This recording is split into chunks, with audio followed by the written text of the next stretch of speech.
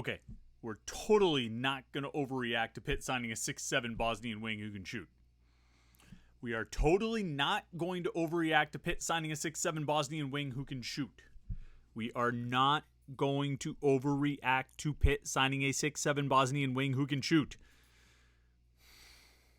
We're totally going to overreact to Pitt signing a 6'7" Bosnian wing who can shoot, aren't we? I mean, it's already been happening ever since Amsel Delalic committed on Friday, I think it was, when they made it official and they announced it on Saturday. Shoot, ever since the news came out on Wednesday that he was taking an official visit to Pitt, people, myself included, have been overreacting to the news of Pitt potentially getting and then ultimately officially getting a 6'7" Bosnian wing who can shoot. What an addition to the roster. What a potential impact player Pitt just brought in for this coming season. It really, I think it does a whole lot for the outlook for this team in 2024-2025. Let's talk about what it means for Pitt to land Amsal Delalic, and then if we have time, we'll talk about Pitt football getting another commitment for the 2025 class. But I feel like I've got a lot to say about Amsal Delalic, so we might have to waive on Elijah Dotson until tomorrow. We'll find out. Let's see what the next 20 minutes brings here on the Monday edition of the Morning Pitt, youtube.com/Panther-Lair.com.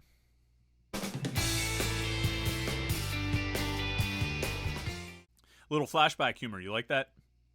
Going back, a little reference, little self-referential for longtime listeners and viewers of the program. Hopefully you're a viewer and not a listener. You should watch these videos on youtube.com/Panther-Lair.com, not just turn on the podcast app. I know the podcast app makes it easy, but you can always just bring up the video on your phone and just listen to it, or on your laptop, or wherever you might get your do your listening, your podcast listening. You don't have to listen to the audio podcast. You can play the video. That would be much cooler for us all. And if you don't want to do that, the least you can do is head over and like this video and subscribe. youtube.com/Panther-Lair.com for our Pitt video content. These morning Pitt videos every day of the week, our weekly live show every Wednesday night. We got a lot of stuff here at youtube.com/Panther-Lair.com, including conversation last week about Amsal Delalic, the 6'7" Bosnian wing who can shoot. That just rolls off the tongue, doesn't it? It's easier to say 6'7" Bosnian wing who can shoot than Amsal Delalic. And I still might not even be getting that right. Someone sent me a website, I forget what it was, how to, Bosnian pronunciations. And that was what came up for Delalic. I always assumed the C at the end was a ch kind of sound. It had a little pronunciation marker or something, but I was never really sure what the rest of it was. Delalic. I kind of was leaning toward Delalic. It felt a little more native to me, but not being a native Bosnian, what do I know about what's native? So apparently it's Delalic. We'll get it right if that's wrong. Either way, we got a lot to talk about here. And I think you remember, if you've been watching these videos or listening to these podcasts for a while, you probably might remember at the beginning of the basketball season, we're not going to overreact to an exhibition game. We're not going to overreact to a 100-point game. We're not going to overreact to a triple-double. And then we absolutely overreacted to every one of those. And I think ultimately it wasn't necessarily an overreaction. It took a little while for the team to figure itself out, but I think we were right when we started setting expectations high based on what we saw out of those first few games. I think we were ultimately right to do so. I think we were right to expect that team to achieve at a certain level, and I think they more or less came close to achieving at that level. In fact, I would contend that the only thing that really separated them from achieving at that level, where the expectations were set, is that they were left out of the NCAA tournament, not necessarily of their own doing. Now, yeah, they could have beat Clemson. That would have gone a long way. They could have won that second game against Wake Forest. That would have gone a long way. But when it comes to, and there were certainly blown opportunities, along the way. There was the Miami game in ACC play. There was the Missouri game. But ultimately, you might be saying, why are you recounting the season? There's a reason. Ultimately, I think, even though it felt like an overreaction, it more or less was proven out over the course of the season that, yeah, we were right to get our expectations up about that team, and our expectations up about Bub Carrington, and our expectations, it was right for them to climb about what that team could achieve, even though it felt like an overreaction at the time. And to sit here and talk about Amsel Delalic the way we've been talking about him basically since Wednesday, and it's certainly heightened over the, on Friday and Saturday after he committed, and through the weekend yesterday, it feels again like an overreaction. But I'm not so sure that it is. Because what's not to like about a 6'7" Bosnian wing who can shoot? I mean, we talked a lot about the stats last week. We all went over it. We all looked at the video and watched him drain threes and make great passes. And, I mean, there's no question about the size. He's a legit 6'7", 6'7.5", a few centimeters or whatever it is. There's no question about the stats. He averages, first of all, 13.9 points per game. I mean, come on. Didn't you know he was going to Pitt when you saw that was what his scoring average was? But more importantly, shooting 41.5% from three with a high volume. Second most makes and attempts on his team, and he's shooting almost 42%. That's legit. And I was talking to some people over the weekend about Amsal Delalic and how his game might translate, and you don't want to set the expectations too high. You don't want to get out too far out in front of it. Speed of the game, level of competition, how's that going to translate? But look, if you're 6'7" and you can shoot like that, I'm pretty sure that should translate. If nothing else does, if the passing and whatever defense there might be and the ability to, ball handling and all those things, maybe those things don't translate because of the kind of defense you see and the way that teams defend and the speed and all of that you get in, American college basketball. Maybe those things take a little while. Maybe there's a period of adjustment there. But there's no adjustment to being 6'7". If you're 6'7" in, Europe, you're going to be 6'7" in Pittsburgh. There's no adjustment for shooting 42% from three. If you could shoot 42% from three there, you're going to shoot 42% from three here. I'm pretty sure. Unless there's some weird atmospheric change in the hemispheres or things like that.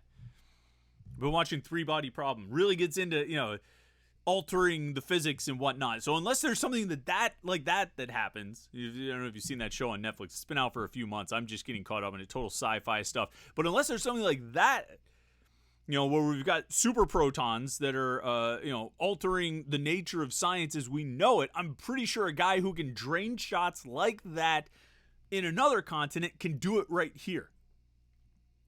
The size travels. The shooting should travel. In terms of just a player's natural ability. You should be able to make those shots.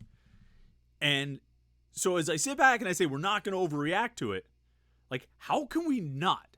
You put on any one of these videos that have been floating around out there that people have been posting on, from YouTube, that ever since, we put his name out there for the first time on Wednesday, and people started doing research and reading about him and trying to find out whatever they could. And it wasn't easy to dig up info, but you find some of these videos and you're blown away. You're blown away by how well he shoots, by how he moves, by the vision, by the passing. The size is there. The shooting's there. How can you not overreact? The question is, are we really overreacting, or is this, a proper, appropriate reaction? And I think it might be.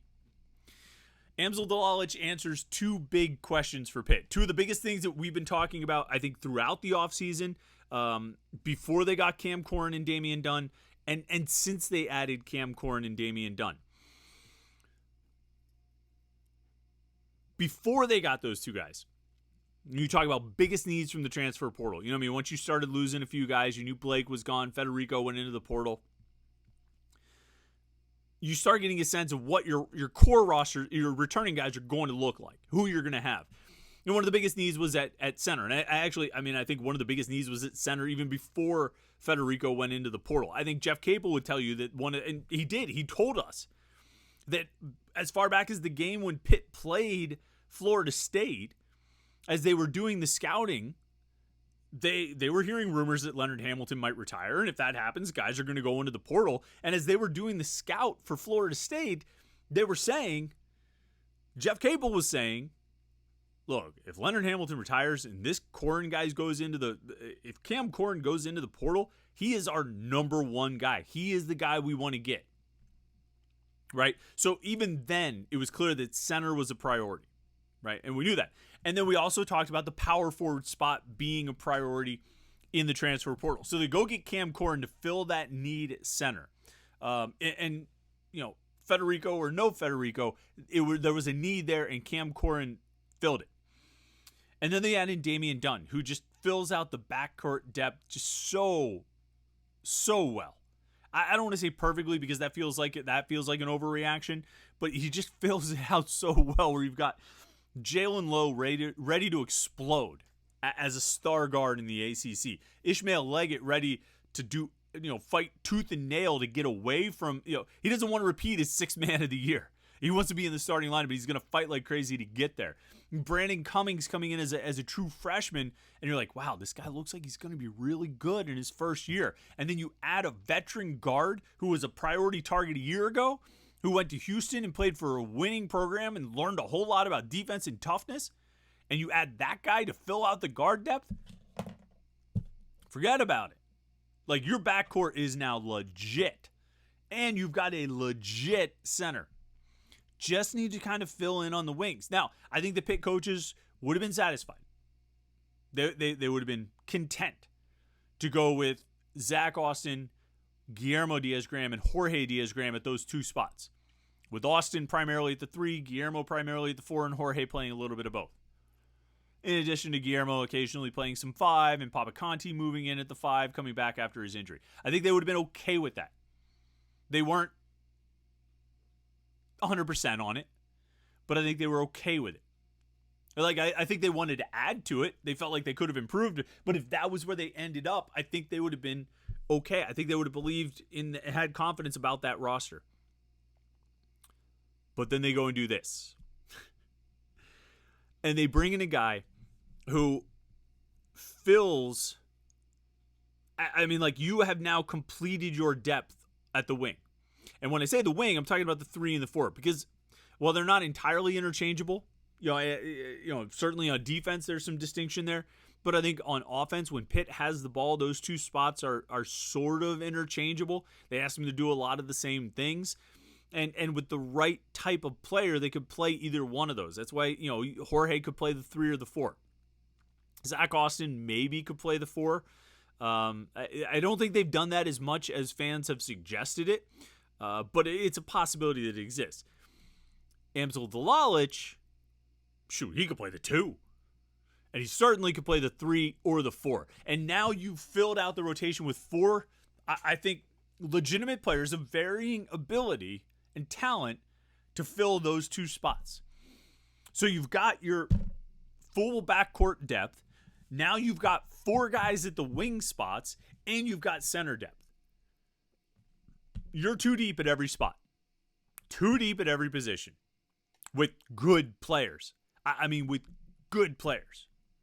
And we can talk about the Diaz-Graham twins. Okay?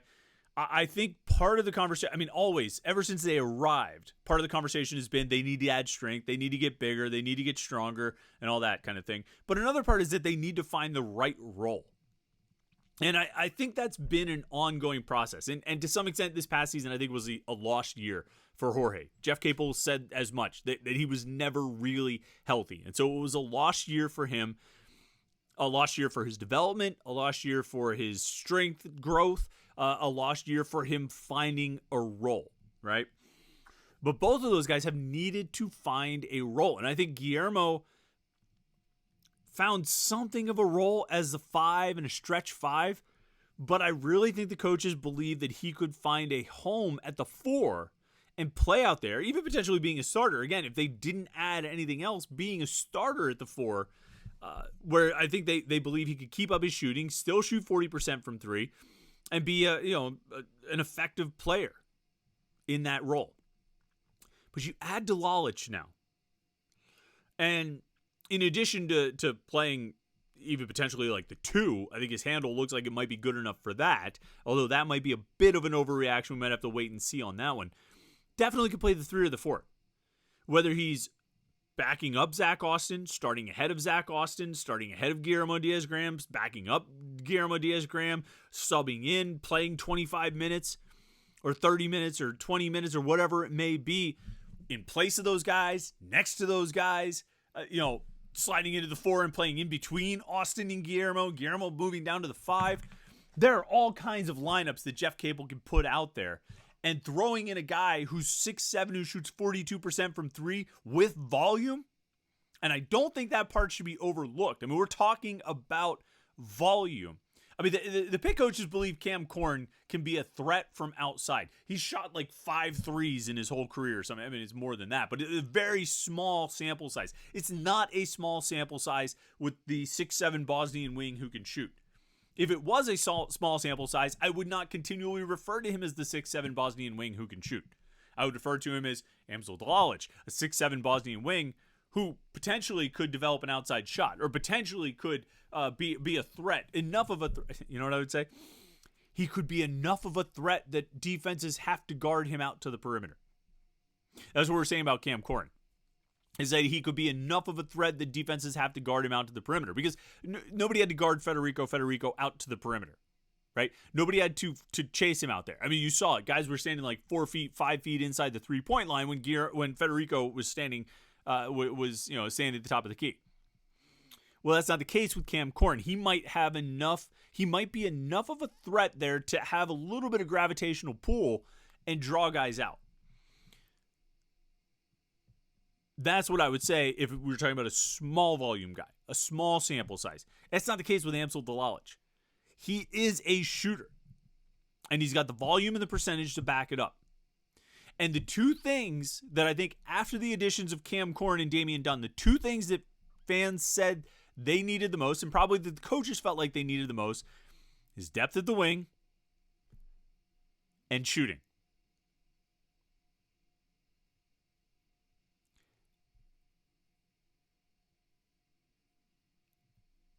And they got it with Amsel Delalic. I mean, what a land. What a land. What a find by Tim O'Toole, and what a score by the Pitt coaches to pull him in, get him on the visit. He visited Creighton and BCU, I believe, and they landed him. And this could be one of the this could be a huge coup to pull this off. And could be.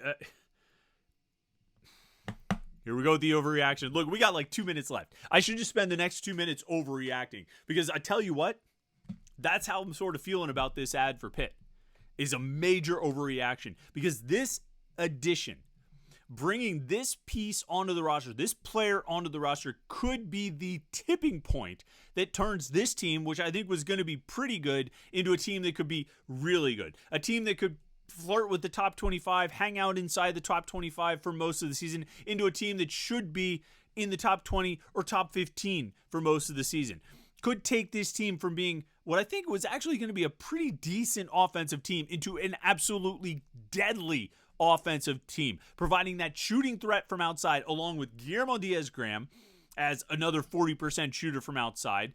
Jalen Lowe and Ishmael Leggett are definitely good enough shooters to draw attention out there. Brandon Cummings is a shooter. Damian Dunn will have the ball outside the arc, and every now and then he'll knock down a three. These guys are going to have, this team will have enough three-point shooting threats out there. They might not have another 103, another guy who makes 100 of them, like Blake Hinson, but they'll have enough guys to replace that production that they will be very, very tough to defend because of how dangerous they are on the perimeter. And unlike last year's team, or the years before, because those two teams were also very tough at the perimeter. Those teams were very tough to defend and very dangerous from the perimeter. Unlike those two teams, this team will have a presence down low, an offensive threat in the post in Cam Corn. And those two teams didn't have that. And so it was a little bit easier to defend them. Not a lot, but a little bit easier to defend them because you didn't have to worry about the post. Well, this year you have to worry about the post. And you don't just have to worry about the post. You have to worry about missed shots and guys like Zach Austin or Ishmael Leggett flying in and grabbing rebounds and getting putbacks. Or Cam Corn getting putbacks. One of the things that he was among the best in the country at doing. And then you're going to have guys like Jalen Lowe and Ishmael Leggett who can create their own shot, who can get to the hoop, go to the basket and finish, or pull up for a jump shot. And then you're going to have Zach Austin getting all of his Zach Austin chaos points. You're going to have Guillermo shooting from outside. You're going to have Jorge shooting from outside. And now you're going to have Amsel Delalic shooting from outside. How are you going to stop all that? How are you going to stop that many shooters, that many scorers, that many offensive weapons? My friends, if we're going to overreact to this, let's overreact as big as possible. This is a team that should compete for and be near the top of the ACC most of the season. Woo! This is a team that should be a Sweet 16 team. Woo! I think we should stop there. I don't think we should keep going with the overreaction, but why not? They just added, say it with me, a 6'7" Bosnian wing who can shoot.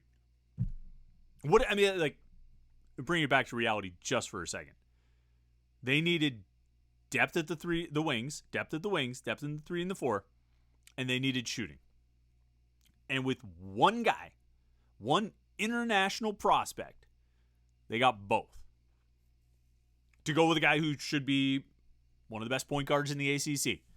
To go with the reigning 6th man of the year, who's going to fight like crazy to get 35 minutes a game starting. To go with a center who, put into the right kind of role, should be one of the better centers in the conference. What's not to, we might have to do a show just talking about what's missing from this team, because there's not a lot. There's not a lot missing from this team right now. Was that too much of an overreaction? Did we overreact too much? I don't think so, but even if we did, it's a Monday, right? You need to pick up out of the doldrums. Maybe I didn't overreact enough. Maybe some people are sitting there like, really, that's it? You're just going to predict that they're going to the Sweet 16? I mean, guys, it's May 20th. I've got like 6 months before I really need to make crazy over-the-top predictions about this team, but feeling pretty good about them right now. If you feel good about Pitt's chances this season, then you should feel good about this video and you should like it. If you like Pitt to have a good season, then you should like this video. And liking Pitt to have a good season just means you just say it. Liking this video, all you have to do is click the little like button. And while you're at it, click the subscribe. Subscribe to youtube.com/Panther-Lair.com, and that way you don't miss any of our Pitt video content. And of course, check out the website. We got a great film breakdown of Amsel Delalic coming later today. Our guy Steven Gertz put it together. You're going to want to check that out. And it's right there at Panther-Lair.com, Pittsburgh.rivals.com. So hopefully you check that out. And give it a look. Best source of Pitt sports news you're going to find in best online Pitt fan community. So hopefully you can come and hang out sometime. Panther-Lair.com. All right, thanks so much for tuning in today. I hope you had a great weekend. It's Monday, but I hope it's a great Monday. Enjoy your day. We'll catch up with you tomorrow for the Morning Pitt right here on youtube.com/Panther-Lair.com.